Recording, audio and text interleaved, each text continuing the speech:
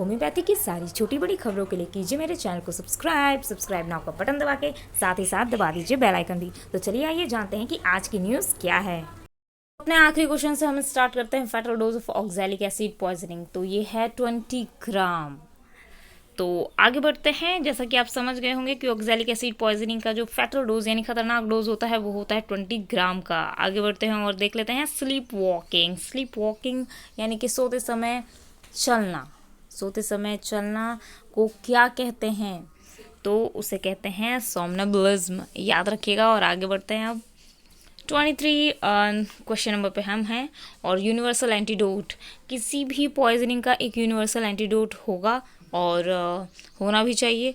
तो वो क्या है? वो है charcoal plus MgO2 plus tannic acid. याद रखिएगा, charcoal plus MgO2 plus tannic acid. आगे बढ़ते हैं और देख लेते हैं क्वेश्चन नंबर 24 को।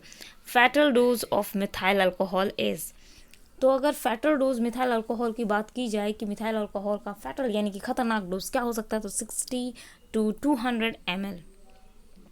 आगे बढ़ते हैं। Gastric lavage is contraindicated in, तो ये कॉन्ट्रा इंडिकेशन का मतलब मैं आपको बताऊं कि इसका मतलब होता है उन चीज़ों का यूज़ नहीं कर पाना, ठीक है, या किसी भी ट्रीटमेंट का यूज़ नहीं कर पाना क्योंकि उसके साइड इफ़ेक्ट ज़्यादा हैं। तो कोरेसिव वॉलेटाइल पॉइजनिंग यानी कि gastric lavage is contraindicated in corrosive volatile poisoning. चलिए आइए आगे बढ़ते हैं। क्वेश्चन नंबर 26 को देख लेते हैं। The granules of juxtaglomerular cells secretes, तो ये जस्टा ग्लूमेरुलर सेल्स जो है वो क्या सीक्रेट करता है, तो आपको बता दूं ये रेनिन सीक्रेट करता है। आगे बढ़ते हैं और देख लेते हैं question number 27। In vitamin B12 deficiency the following type of anaemia develops, तो आप लोगों को पता होगा कि विटामिन B12 की डेफिशिएंसी से कौन सा एनीमिया डेवलप करता है, और वो है मैक्रोसाइटिक, राइट। सो मैक्रोसाइटिक जो होता है वो विटामिन B12 की कमी से होता है। अब आगे बढ़ते हैं। क्वेश्चन नंबर 28 को देख लेते हैं। तो the sleep is controlled by, sleep जो है यानी कि सोना, आपका सोना जो है वो किस तरीके से कंट्रोल होता है, ये वो वाला सोना नहीं है, ये जो नींद वाला सोना है वो है, राइट। तो ये कंट्रोल्ड होता है रेटिकुलर एक्टिवेटिंग सिस्टम से ये कंट्रोल होता है। आइए आगे बढ़ते हैं, देख लेते हैं question number 29। A normal value of MCH is about, तो नॉर्मल वैल्यू जो होता है MCH का वो होता है 29 pg। आगे बढ़ते हैं और देख लेते हैं क्वेश्चन नंबर 30 को। Homeopathic pharmacopoeia of USA was published in the year, ये आ गया pharmacy, right. Pharmacy question start हो गए हैं। तो homeopathic pharmacopoeia of USA was published in the year 1897। तो आपको ये सारे जो फार्माकोपियाज हैं इसे याद रखना होगा 1897, क्योंकि ये USA का पूछा गया है, ज़्यादातर इंडिया का भी पूछा जाता है, आपको दूसरा भी फ्रांस का पूछ सकते हैं, तो आपको याद रखना होगा फार्माकोपिया के बारे में। चलिए आइए आगे बढ़ते हैं और क्वेश्चन नंबर 31 में आ जाते हैं। 1 ग्रेन मेजर्स अप्रॉक्सीमेटली 2, तो 1 ग्रेन का मेजरमेंट कितना होगा, राइट। तो 0.0648 ग्राम। अगर इसे वज़न करने की बात आती है तो 0.0648 ग्राम। याद रखिएगा, इससे आपको याद रहेगा 0.0648 ग्राम। आगे बढ़ते हैं और देख लेते हैं question number 32। Thyroidinum is prepared from, thyroidinum एक तरह की मेडिसिन है जिसे आप अच्छे से जानते होंगे। तो ये बनती कहाँ से है, तो ये बनती है healthy thyroid tissue of ship, ठीक है, शिप यानी भेड़। तो उसके जो थायराइड टिश्यू होते हैं हेल्दी यानी कि अच्छे, तो उसी से थायरोडिनम बनता है। आगे बढ़ते हैं और देख लेते हैं क्वेश्चन नंबर 33 पे। तो which of the following repertory is based on doctrine of pathological generals, तो आप सभी को पता होगा कि रिपर्टरी जो है अलग अलग चीज़ों पे बेस्ड होती है। तो यहाँ पूछा गया है कि डॉक्ट्राइन ऑफ पैथोलॉजिकल जनरल्स यानी कि पैथोलॉजिकल आप जानते हैं डिजीज़ वगैरह से रिलेट करता है, तो डॉक्ट्रिन ऑफ पैथोलॉजिकल जनरल्स पे कौन सी रिपर्टरी बेस्ड है? तो ये रिपर्टरी बेस्ड है बोगर बोइनिंग-हसन्स कैरेक्टरिस्टिक एंड रिपर्टरी पे। ठीक है, अगर कोई पूछ दे कि doctrine of pathological generals based repertory कौन सी है, तो वो बोगर बोइनिंग-हसन्स की रिपर्टरी है, जो कि कैरेक्टरिस्टिक एंड रिपर्टरी टोटल उसका नाम है, याद रखिएगा। आगे बढ़ते हैं, क्वेश्चन नंबर 34 पे चलते हैं। फर्स्ट कार्ड रिपर्टरी इज, जो पहली कार्ड रिपर्टरी थी वो पब्लिश्ड कौन से ईयर में हुई थी, ये है क्वेश्चन। तो इसका सही आंसर होगा 1888। जो पहली कार्ड रिपर्टरी थी वो पब्लिश्ड हुई थी 1888 में। आगे बढ़ते हैं और देख लेते हैं question number 35। Stages of life and constitution chapter is given in which repertory, कौन सी रिपर्टरी में stages of life and constitution दिया हुआ है? तो आप लोगों को बताऊं कि जैसा कि हम सभी जानते हैं कि इससे पहले हमने पढ़ा कि हर रिपर्टरी जो है वो बेस्ड है किसी न किसी चीज़ पे। अब यहाँ ये पूछा गया है कि stages of life and constitution chapter दिया हुआ है किसी रिपर्टरी में, अब आप उस रिपर्टरी का नाम बताइए। तो उस रिपर्टरी का नाम है नीड्स रिपर्टरी। ठीक है, नीड्स रिपर्टरी के जो है वो साइलेंट हो जाएगा। आगे बढ़ते हैं और क्वेश्चन नंबर 36 पे चलते हैं। Find disease described in aphorism, कौन से एफरिज्म में फियान डिजीज जो है वो डिस्क्राइब की गई है? तो वो 89 एफरिज्म है जिसमें ये डिस्क्राइब किया गया है कि फैन डिजीज क्या होता है। ठीक है, आगे बढ़ते हैं, क्वेश्चन नंबर 37 पे चलते हैं। The first alphabetical pocket repertory was written by, तो पहली अल्फ़ाबेटिकल पॉकेट रिपर्टरी, अल्फ़ाबेटिकली क्या होता है, यानी कि ABCD, राइट। इस तरीके की जो रिपर्टरी है पॉकेट रिपर्टरी, वो पहली बार किसने लिखी, राइट। फर्स्ट टाइम अगर फर्स्ट अल्फ़ाबेटिकली पॉकेट रिपर्टरी की बात की जाए तो वो किसने लिखी? तो वो लिखी ग्लेजर ने, याद रखिएगा ग्लेजर। आगे बढ़ते हैं, क्वेश्चन नंबर 38 पे चलते हैं। अब जो है वो थोड़ा सा ट्रिकी क्वेश्चन स्टार्ट हो गए हैं।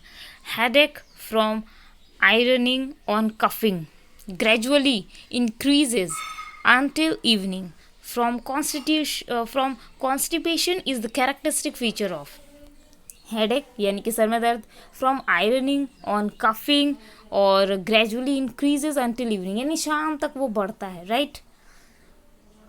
कफिंग से भी बढ़ सकता है। और इसमें बात की गई है कॉन्स्टिपेशन की, यानी कि कब्जियत हमेशा रहेगी। तो ऐसे में क्या मतलब, कब्जियत के कारण इतने सारे प्रॉब्लम्स स्टार्ट हो रहे हैं। अब कौन सा कैरेक्टर जो है वो आपको मिल रहा है? तो यहाँ पे 4 ऑप्शंस दिए हुए हैं। तो पहला ऑप्शन एकोनाइट नैप नहीं होगा, नाइट्रोम्यून नहीं होगा, सिपिया नहीं होगा, ये होगा ब्रायोनिया एल्बा। आगे बढ़ते हैं, क्वेश्चन नंबर 39 पे चलते हैं। Excessive accumulation of flatulence, right? Constant sensation of satiety, right? अब good appetite, appetite यानी कि भूख जो लगने की जो प्रक्रिया है वो सही चल रही है, but a few mouthfuls fill up to the throat, लेकिन उसके साथ ही वो जो गले तक भर जाने वाली फीलिंग है वो है। तो ऐसे में कौन सी मेडिसिन चलेगी? तो ऐसे में चलेगी लाइकोपोडियम क्लेवेटम। याद रखिएगा, लाइकोपोडियम क्लेवेटम में इस तरह के सिम्टम्स पाए जाते हैं। क्वेश्चन नंबर 40 पे चलते हैं। एजमा, डिप्सनिया और एग्रावेशन इन ओपन एयर। ठीक है, सिटिंग अप यानी कि ओपन एयर से उसको दिक्कत हो रही है पेशेंट को, साथ ही साथ बैठे रहने से भी उसको दिक्कत होती है, लेकिन उसको बहुत आराम मिलता है जब वो लाइंग डाउन होता है, या कीपिंग आर्म्स स्ट्रेच, अपने हाथों को खोल के रखने में। अपार्ट, ओके, फार अपार्ट यानी कि दूरी बना के रखने में, स्ट्रेच करने में, हाथ को खोलने में, राइट। तो ये इंडिकेशन किस में है? ये इंडिकेशन है सूरिनम में। चलिए आइए आगे बढ़ते हैं, देख लेते हैं क्वेश्चन नंबर 41 को। Which one of the chronic, okay, which one is the chronic of aconite? अब इसका आंसर तो एक लाइनर ही होना चाहिए। And follows it well in pneumonia after acute disease, acute disease के बाद और एकोनाइट का क्रॉनिक कौन है? तो तो आप जानते हैं एक्यूट डिजीज़ में हम सबसे ज़्यादा सल्फ़र चलाते हैं, और साथ ही साथ एकोनाइट का अगर क्रॉनिक की बात की जाए तो सल्फ़र ही एकोनाइट का क्रॉनिक है। तो इसका आंसर तो बहुत ही सिंपल है, सल्फ़र। आगे बढ़ते हैं, क्वेश्चन नंबर 42 पे चलते हैं। Styles especially on the upper lids. आप लोगों को पता होगा स्टाइल एक तरह की बीमारी है जो कि आई के अपर लिड्स पे हो जाती है, राइट, फ्रॉम ईटिंग फैट्स, या ज़्यादा वसा वाले खाना, या ग्रीजी, या फिर आप कह सकते हैं रिच फूड को खाने से होने वाले स्टाइल के लिए आप किस मेडिसिन को देंगे? तो इस आप देंगे पल्सटीला को। Very simple. और अब आगे बढ़ते हैं, क्वेश्चन नंबर 43 पे चलते हैं। Doctor Samuel Hahnemann suggested that not to ask questions by the physician so as to suggest the answer to the patient in कौन से एफरिज्म में डॉक्टर हैनीमन ने ये कहा है कि आपको फिजिशियन से, मतलब फिजिशियन है आप, आपको क्वेश्चन नहीं पूछना है, तो ये कौन से एफरिज्म में कहा गया है? तो एफरिज्म 87, याद रखिएगा, बहुत इंपॉर्टेंट क्वेश्चन है। एफरिज्म 87 बहुत सारे जगहों पे ये क्वेश्चन जो है आए हैं, बहुत सारे एग्जामिनेशन में क्वेश्चन आए हैं। क्वेश्चन नंबर 44 पे चलते हैं। Desires cold food and aversion to meat is a symptom of। तो डिज़ायर है कोल्ड फूड का, राइट, यानी कि ठंडे खाने का, उसको ठंडा खाना उससे पसंद है, और जो नापसंद है वो है मीट यानी कि मांस। तो ऐसे में उस पेशेंट को आप क्या कहेंगे? वो पेशेंट किस टाइप का पेशेंट होगा? यहाँ पे 4 ऑप्शंस दिए गए हैं, आपको एक ऑप्शन सेलेक्ट करना है। तो ये जो है इस तरीके का जो स्टेटमेंट है, इसके सिम्टम्स सिफिलिटिक पेशेंट में सबसे ज़्यादा देखे जाते हैं। तो homeopathy can remove the symptom but the disease remains. Told by, किसने कहा कि homeopathy can remove the symptom, यानी कि होम्योपैथी जो है वो सिम्टम्स को रिमूव करता है, डिजीज़ को नहीं।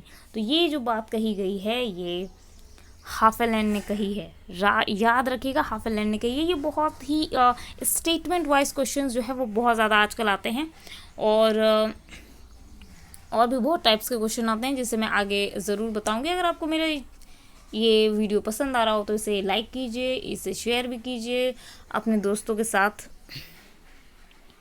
और अगर आपने चैनल सब्सक्राइब नहीं किया तो सब्सक्राइब भी करते हुए जाइए। चलिए आइए आगे बढ़ते हैं। देखिए ये आखिरी में पढ़ा रही हूँ, राइट, आखिरी 2 क्वेश्चंस ले रही हूँ। Hahnemann stated in footnote of aphorism 249 that the following medicine is helpful to produce speedy and certain relief in cholera. तो हैनीमन ने कहा है एक फुटनोट में 249 एफरिज्म में क्या कहा है कि मेडिसिन जो है वो हेल्पफुल है और स्पीडी रिकवरी होती है इसमें, और रिलीफ मिलता है कॉलरा में। तो कौन सी वो मेडिसिन है? कार्बोवेज। वो मेडिसिन है कार्बोवेज, जिसका जिक्र हैनीमन ने फुटनोट में किया है, और वो एफरिज्म है 249। यानी कि 249 के एफरिज्म में एक फुटनोट लिखा गया है, हैनीमन ने लिखा है, उसमें ये कहा गया है कि कॉलरा से रिलीफ और जल्दी रिकवरी के लिए कार्बोवेज देना चाहिए। Indisposition is explained in the aphorism. कौन से एफरिज्म में इंडिस्पोजिशन की बात की गई है? तो एफरिज्म 150 में इंडिस्पोजिशन की बात की गई है। याद रखिएगा, बहुत ही इजी है इस तरह के क्वेश्चंस, और इस तरह के क्वेश्चन सबसे ज़्यादा आने के चांसेस हैं। मिलते हैं अगले वीडियो में और भी बहुत सारे क्वेश्चंस को लेके, और ये जो 47 तक हम बढ़े हैं इसको आगे तक लेके जाएंगे। ऑल द बेस्ट, अगले वीडियो में फिर मिलते हैं।